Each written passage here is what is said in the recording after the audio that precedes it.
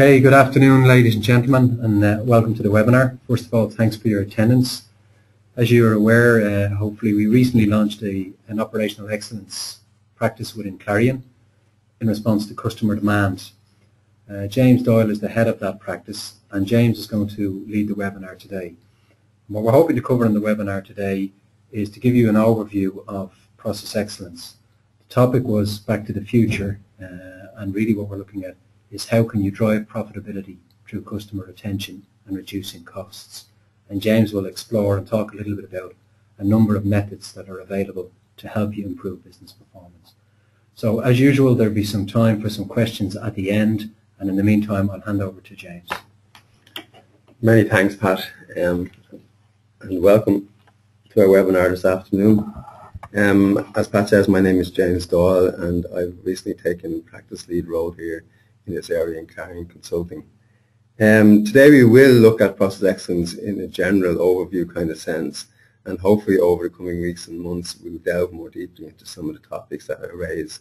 I'll give you some sense of the main concepts underlying it and some of the methodologies that are relevant in this area. As always, we will be happy to take questions at the end of the session, but if someone has a really burning question in between, we'll try and deal with that as we go. To give you some sense of what our agenda is today, I'm going to look at some of what is process excellence, why would you bother with it, and then focus a bit more on how you would actually do it, and some key areas around performance management and change management that I think is very important in this area. So beginning first of all really with the idea of why process excellence. So in that sense we focus on what we think are the key business challenges, and without a doubt, if you ask anybody in business these days, profitability is key. You can't stay in business unless you're making some kind of a profit, and I think even in these very serious recession times, that is crucially important. So to do that, you're really looking to at least protect your current level of profitability and hopefully increase it. And at the heart of that, there are a number of key business imperatives that I believe are really important. The customer has to be at the heart of your business, because unless you can retain and hold on to your customers, you aren't going to stay in business. So if you're going to do any kind of improvement initiatives, you must focus on your customer. You can increase your revenue by retaining your existing customers, delivering the quality service in a timely manner, but do it at less cost to yourself. And that will allow you not only get greater profit out of customers, but also perhaps assist in the growth. Now I use profitability here in this sense because it's kind of a shorthand for saying, well, this is how you measure success, particularly of a commercial organization. But if you're thinking about this in a non-commercial, maybe a public sector environment, what you're really looking at is, how do I measure my success? What is success to me? So if you're looking at some, public sector organizations, it might be how well do I deliver my services? How satisfied are my customers? So profitability is kind of a shorthand for whatever your success measure happens to be. Now we believe that process excellence addresses these because it actually focuses on efficiency and effectiveness, and it puts the customer at the heart of everything. And I think in that sense it's actually very appropriate and very suitable for actually addressing this particular issue. So what is process excellence? Easy enough to read the slide there. Essentially it's a journey, it's a continuous quest that encompasses a program of leadership and teamwork, and it focuses on process-driven operational improvement to achieve sustainable competitive advantage. Now in all of that there are a number of key words. The first of these is the concept that it's a journey, because process excellence most definitely is not something you achieve. It's not a quick fix that you get it done and that's it, it's not touched again. It's something that you're continually always striving for, and it needs very clear leadership. So the key people at the top of the organization must not only say they are committed to it, but they must demonstrate this commitment. And that usually involves committing resources and time and effort to doing that and making it a key strategic priority within the organization. And it involves all the people in the organization. It's not something that's come and done to the organization, but in actual fact the organization must do it to itself. Okay, and at the heart of that then, as I said, and I will probably repeat numerously to you, hopefully not too often anyway, but it must be providing value to your customer, because that's the key secret to whatever value means to your customer. You've got to be doing that in a way that's meeting their needs most effectively.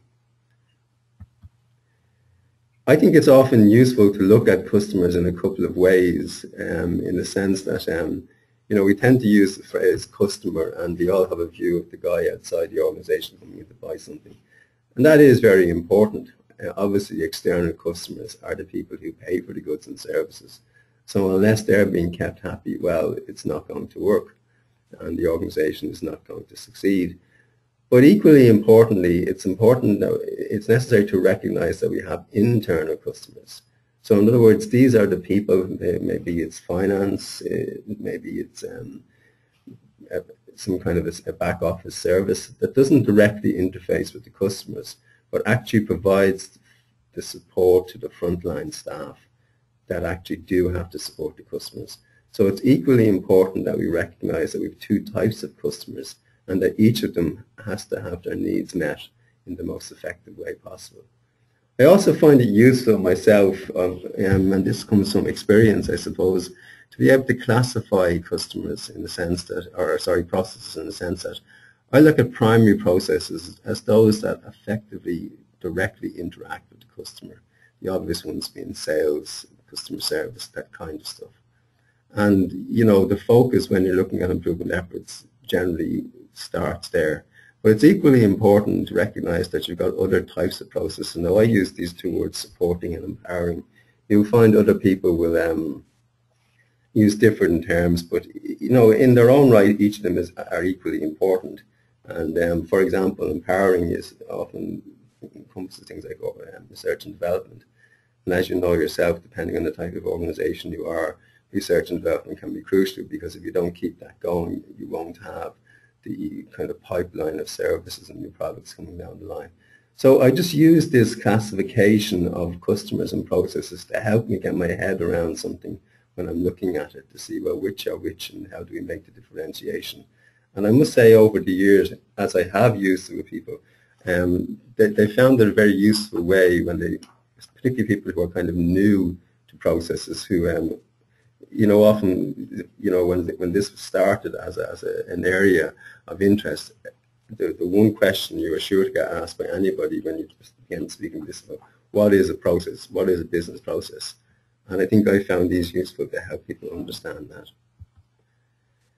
We're proposing this framework for process excellence. It's obviously not the only one, but we found it in practice to be a very useful way of looking at it, because it highlights as we move from the right to the left, this rapid operating model assessment.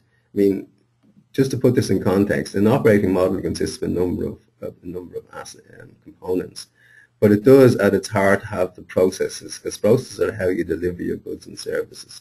And around those are things like structures, roles and responsibilities, etc.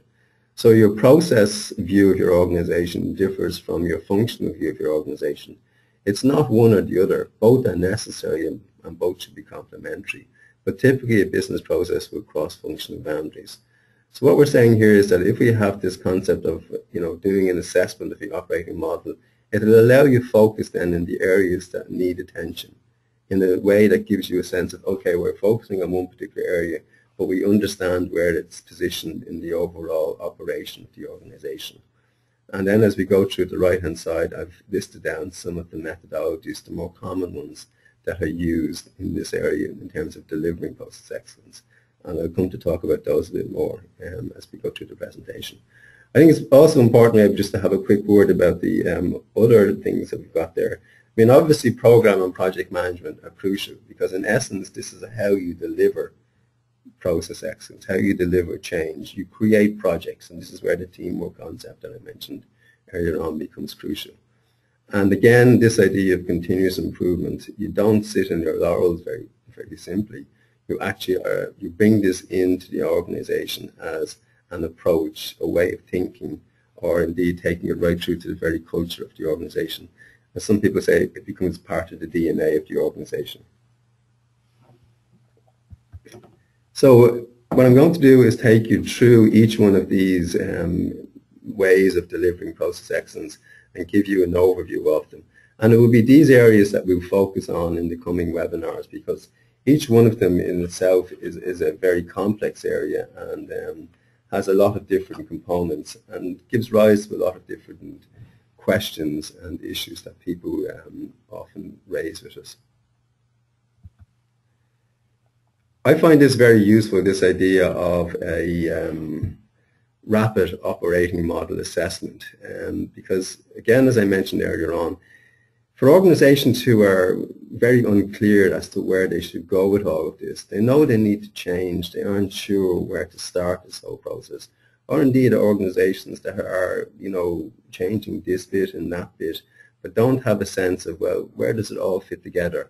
I find this a very useful exercise. Now, they're usually, I kind of pitch them as being relatively short, highly focused assessments to look at your operating model, and I've indicated there on the left-hand side what are the components of your operating model. It's not an exhaustive list, but I think it hits the main ones. And obviously your operating model is the way you deliver your business strategy, and it's the way you service your customers. So it's at the heart of everything. So it's translating your business strategy from concepts and objectives and goals into reality, into real tangible things. So, what you do in this situation is you get your senior management, and maybe with the help of an external facilitator and external support. And usually I found most effective through a series of workshops and maybe structured interviews, but a very focused exercise where you kind of define what are the key components of your operating model. And really there you begin to focusing on your value chains, your processes. What do you do to actually serve that customer? So you look at your operations through the lens of the customer, if I can put it like that. And you look at, what are key performance indicators, what are your critical success factors. So these will come from your strategy.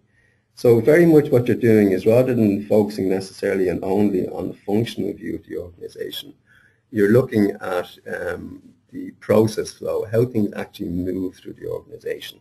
And using those, then you can actually assess, well, what areas need attention and what areas are working okay. And it helps you prioritize and focus on which directions you should go and where you should be putting your effort. And also, I think very importantly, because this again can happen to people, how things interact, how processes relate and interrelate, and where are your customer, who are your customers, and particularly your internal customers, and how do they work with those who serve your external customers. So that when you make a change in some particular area, you understand the impact of that change in other areas, so that you don't have a situation where, well, this is working super duper, but unfortunately the rest of the stuff down the line is not working so well. So what you're looking out of this is, well, okay, this is what we should be doing. These are the kind of projects we should be going, resources, cost, and time. So what you're doing is presenting a picture, a reasonable working picture, and it has to be pragmatic to an organization. Okay, this is the way to go and do. This is the direction you should actually be going. And that gives you almost a map to go forward, rather than just, feeding or, well, we should be doing this or we should be doing that. But this is a much more, I suppose, organized and focused way of doing it. And it does mean, too, that it's not necessarily he who shouts loudest gets the thing done. It's actually, it's a much more structured and coordinated effort. The first methodology I want to just touch on, and because probably in the service area it's the one that's been there for the longest. Now, I'm using the term business process improvement, but you can talk about business process redesign, business process methodology, etc. So it goes under different guises. And indeed, lately you hear people talk about BPM, and some people kind of focus BPM very much on software, and it's very software related, whether supplied by vendors. Personally, I think this is wrong, because process change is not the same as implementing a system. It defeats the whole purpose if you look at it purely on system, from a systems perspective. Sure, systems are a crucial part of it because they enable things to do. You enable process change, but you must understand that a process is more than a system. It involves people, it involves structures, it involves other aspects of the organization, not just purely systems. So if it's system-driven and systems-led, it's likely to not fully address the whole area in what you might call a holistic way. I've just given you an idea there on the BPI journey. You know, basically, and most people will be familiar with this now, although when this came out first, it wasn't something that was very familiar. You've got an as-is and the to-be, and the as-is tells you where you are, and the to-be tells you where you want to get to. Fairly straightforward, nothing complicated in concept, at least there. I kind of stick in a middle step, because what I look at when I look at an analysis process model, I look at, well, what am I doing, how am I doing it, who's doing it, where they're doing it, when they're doing it, all those kind of variables. But primarily what I really want to know is, well, what do I need to do to serve this customer? So I call that a logical model. Strip away all the other bits and pieces and just make sure everybody agrees these are the 4, 5, or 6 things we need to do, whatever the case may be. And that will surely show up any potential waste that might be there or things we are doing that we shouldn't be doing. And then what I can do, I can add in then, you know, in the 2B model, well, how can I change the way I do it? Can I get someone else different to do it? Can we do it in a different place at a different time? Because they're the key variables I can change. I can change some or all of those. And I think that's a very useful way of actually thinking of it, because it means you really do ask the hard question, well, what is necessary to serve this customer? And in a way, you're kind of adopting something from Lean. You're kind of asking yourself, well, what is this customer prepared to pay for? What is of value to this customer? In the end there, I've just noted the fact, okay, we then have to go and implement these changes, and I've mentioned project management and change management. Now, I've shown them, highlighted them separately there, because I think it's important to recognize that both are necessary. But in practice, it's very important, in my view at least, to be successful in this area, that project management and change management are integrated into one. They're not separate activities. You don't go along and do your project management and bring in all the bits and pieces, and somewhere along the line you're doing something called change management. It's a holistic approach that you need to take. You need to bring in both of them, and that applies to all the methodologies. Lean, unlike BPI, I suppose, where you really have its history from people like Hammer, etc., and Harrington, Lean very much comes from the manufacturing world, and as most people would know, from Toyota, etc., etc. So what you're looking to do there is translate that into a service area. But again, while you wouldn't bring in a lot of the tools and techniques, and the language certainly is much different in manufacturing than it would be in services, the concept of value to customer remains the same, which is why, as you can see then, this idea of classifying customers and processes is important. And what effectively you're trying to do in Lean is eliminate waste, increase the speed of delivery, while maintaining the quality of delivery. And they are sometimes, you know, conflicting things, and they are things that you may need to balance, because you maybe can't do them all at the same time. Now, Lean, when you talk about it, particularly people in service industries, can be very daunting, because they read a little introduction or something like that to Lean, and they get all this terminology, and they say, well, that's not for us. So what I believe is a useful way of looking at it is, okay, we can phase our way into this, guys. We can look at mapping the major value streams, which really are the key process flows, the key ways you service your customer. Look at the interactions, how they interrelate, as I mentioned earlier on, and what are the main, you know, how is information, and that could be physical, it can be data, how is it moved and stored. And that gives you an overall view, okay, this is how the organization actually serves its customers. Not the way it's structured, not its function structure, but its delivery structure. So that's a very useful and helpful thing, because it kind of again positions you to know, well, where am I going to change and how does that impact everything else. The Lean workout is actually much more concerned with focusing on a particular topic.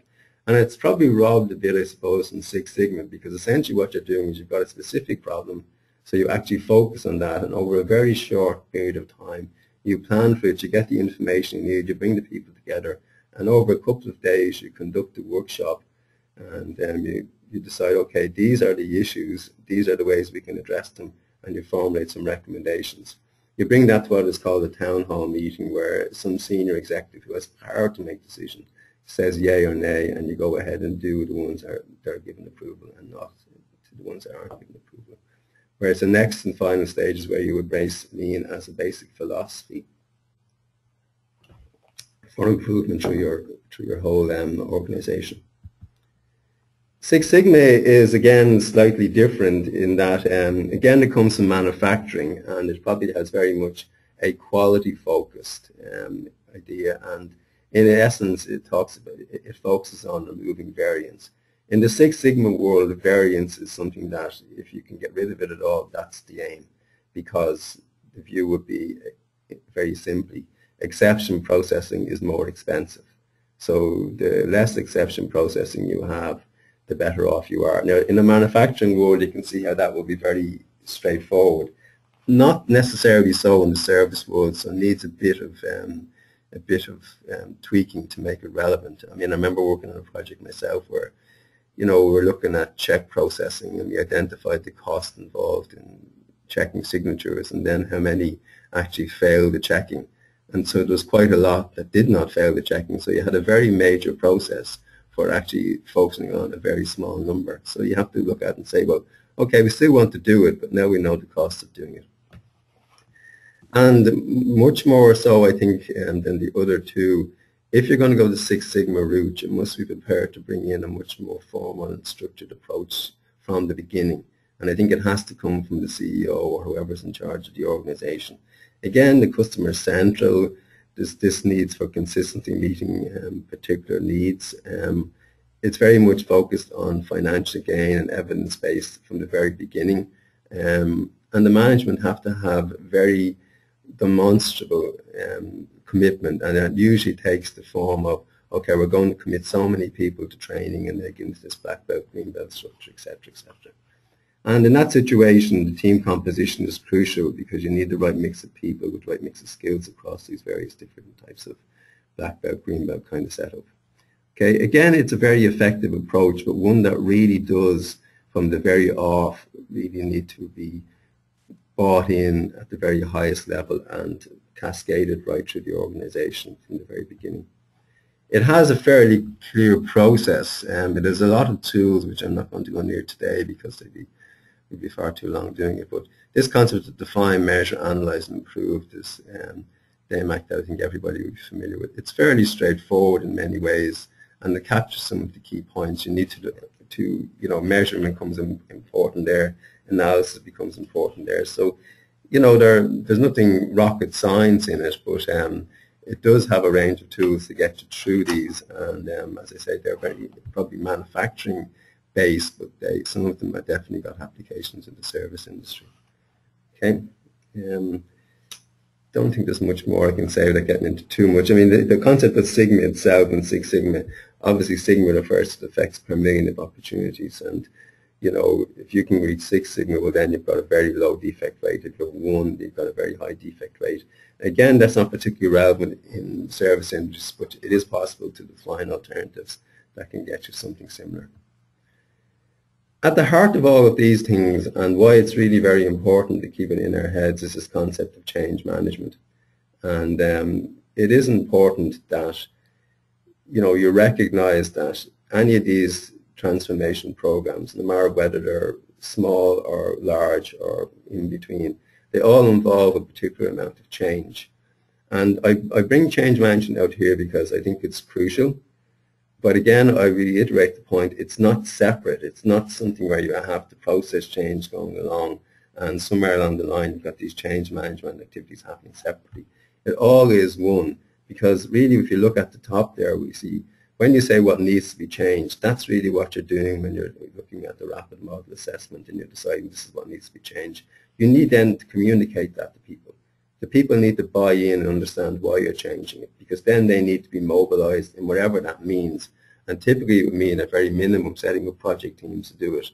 And you need to develop a strategy and plan and implement the change. So in other words, you take those and you bring them and integrate them into the particular project or set of projects into a program that you're actually going to do to deliver change.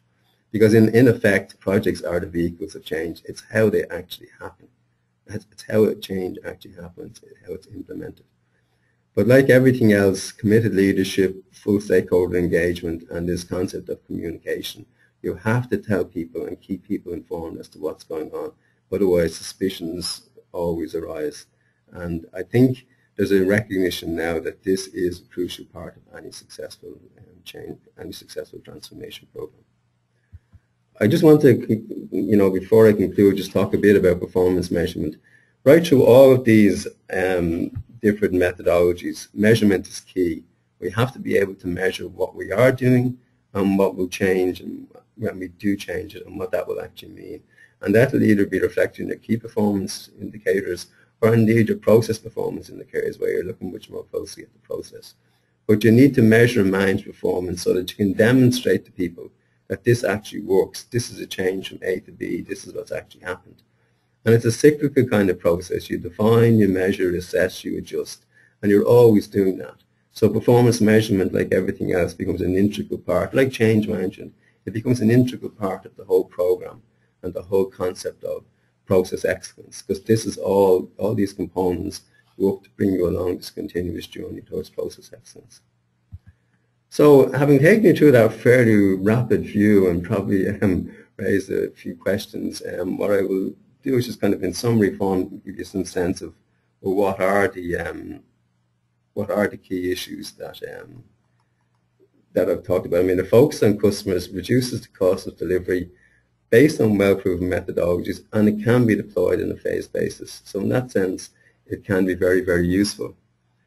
I just noticed there a couple of questions from people. The first one there, I mean, when would you use Lean as compared to the Six Sigma or BPI? And that's a very good question, and I think if you read the literature and talk to people who have experience, they'll all give you various answers. But essentially, in my view, is that I think BPI and Lean can be deployed in a more phased basis, and they can be used very much to gradually build in this whole concept into people's heads as they were moving along this way of,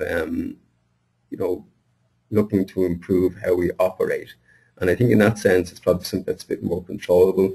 Lean probably is more suited to people who find it okay, it sits with their culture, in that they don't have a problem with the manufacturing side of it. BPI, probably because it emerged from a service concept, is probably might be more attractive to people in that sense.